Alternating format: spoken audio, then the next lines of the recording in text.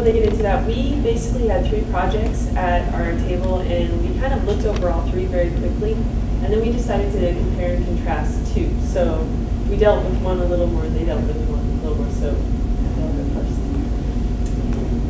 Before I get into the piece that we looked at, when I was in 9th grade, I had an English teacher who drove me crazy because on my analytical papers, he would always write "so what" in the comments. And it used to annoy me, but at the same time, it really got me to the next level in my thinking and how I presented my arguments. So I think that that is very applicable with how we approached this assignment in looking at these projects and figuring out, so what? What is this project really accomplishing? The one that we chose to focus on is called Get Bent. And it was a cross-disciplinary project between art and physics, like some of the other projects. It was a 3-month undertaking for a total of 1,070 points. And it looked at form, execution, and function, with the final products being a chair and a lamp that the students had to create. The thought process being that they would sit in this chair and read a book that they wrote on the process that they took to actually create the chair and the lamp, as well as a promotional poster for the book and the exhibit. So it was a huge undertaking. And Peach is going to talk a little bit about the bright spots. Yeah, the bright spots, it was multimodal. They used a lot of different tools to get through their project. It's also cross-curricular. You get designs in here that have mathematical equations, applied physics, and so it really, they had to apply what they were learning to create a product that was actually going to be used. So they also marketed it, so they had to have a real-world application where they're creating promotional posters that they needed to put out to sell their product. So those were a couple of really big bright spots. But it allowed for individuality. A lot of individuality within this. We definitely felt the area where there was the most opportunity for growth rested in assessment practices. If this is what the students received, and this is all that they got, we felt it was a little bit lacking in terms of giving them a sense of what it exactly they're being judged on. There is a calendar here. There are points that are attached to certain days, but we're not sure what those points were for. And there's no rubric here to indicate what the breakdown is for the grading. So I think that that would be the biggest area for improvement on this one. And the lessons we applied to that to our own work to be able to look at is when we're giving something out or talking about having kids produce work, giving them a clear rubric so they can measure their own work as they go along. Points seemed kind of subjective to us for this kind of a project. It's like, well, I really like that, or I really don't like that. Or if you sit on it and it breaks, I mean, there's a pretty easy rubric to follow there if it's functional or not functional. But the other piece was allowing the flexibility. You look through all these pictures, these kids really enjoyed working on this project, and they got satisfaction of creating a product they could use. So it was really interesting to look at. The pictures in here are extremely detailed, fantastic. And basically, these kids took a field trip to the San Diego Museum of Art, and they looked at paintings, and they had to decipher the motive and the motif for these paintings. So they had to pick out kind of like what was the motivation, why were they being made, and also what was the content, and there's a little more description of it. In doing that, there were a series of exercises. First, they had to create a poster with the painting that had text on it explaining the motive and motif.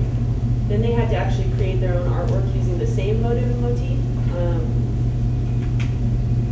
And they had to write up information for it. So it ended up being in a book where it has the students' work next to the artists. Last thing, after that, which is not actually included in this final product, they looked through 3 different books for an English class where they continued to pick out the motive and the motif.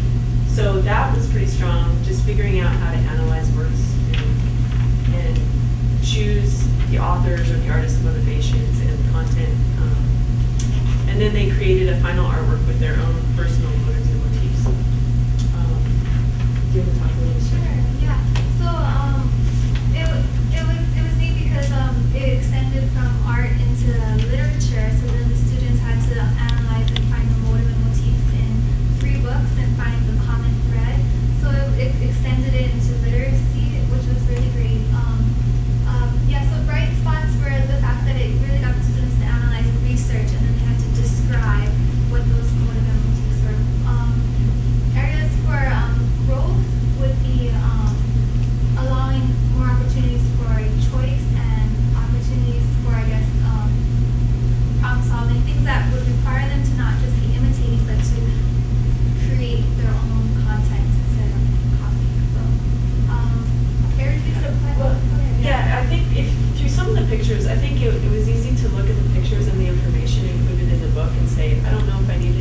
study this artist in order to look at this painting and make this painting. I could have looked up Wikipedia, what they wrote down there.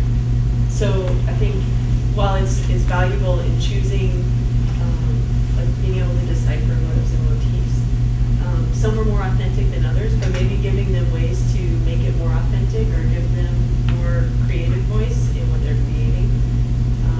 Like maybe they have to translate it more into modern day or something like that as they're working. But I think it was a really great assignment in the fact that the literature came in where the students had to really think on a deeper level in analyzing artwork. Yeah, but I guess the inspiration from the Get Bent, you know, having the students create and actually try to sell their products and actually try to advocate for it.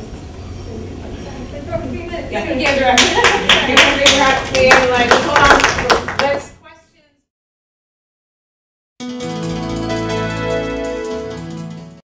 We analyzed a senior project that combined engineering, art, and physics. And students, this is 12th grade, students did a window box. They also did a poster, a book, and they had a final exam where they could actually take, this book was combined, was lots of the projects, student projects combined, and basically they could take this book into their final exam and use it on their final exam. And each project that they produced, they had to explain it with their poster, so they had to say the physics behind. So they kind of did what your group was doing, but they went and did one more, and it was basically they could look at creative display focusing on the physics behind art or the art behind physics. And so one that we looked at also was a Ferris wheel. So what's the physics behind it and created it? What is your bright spots? Bright spots. We felt this was a very well-planned project. The 3 teachers collaborated well. They started early. They went through the whole process themselves first, learned from their mistakes, and so they knew what to expect from the students. We felt of the 6 A's, it met the academic rigor very well. The students collaborated well. Their projects were visually engaging. They were understandable. We knew what concept they were trying to present to us, and we could understand it. They were interactive, so that when they were presented to the audience, you could go up and see, does this work, doesn't this work, what are they trying to teach me? So overall, we felt they did a good job with their projects. The fact that they had to do physical mechanical work, the fact that they had to do the books, the fact that they had to do a poster that explains the physics behind the project or whatever, and then a poster using more the artistic side to market their project, to tell us, what am I going to do? I want you to come see this. I need, you know, they needed to arouse our curiosity and our enthusiasm for their own project. So we felt academic rigor was well met. Those were the bright spots. So, the opportunity for growth, we've seen that students, they did research and see how art is curated as well, but they don't have enough connection with groups of artists. And we think since they have, like, there are many projects that a nation is broken afterward, so maybe they can gain like practical experiences of how to produce the project well after interviewing those artists. And lessons for my own work. What really struck me was the amount of planning and research that the teachers put into this ahead of time. And they went out, I guess, on their own field trips. Right. And also that they built a project themselves before they had their students do it. So that for me is like, I think that's like really key to make sure that I know what I'm doing. I have it really planned out so that when I'm asking my students to do something, not only do they know what I'm asking them, but I know what I'm asking them as well. And what am I learning from this? I mean, my big takeaway is just the planning, the teacher planning. And actually, I guess the teacher learning that we need to do before you do a project. That maybe my project isn't necessarily based on something I know now, but it can be based on something that I learned over the summer and decided let's do that.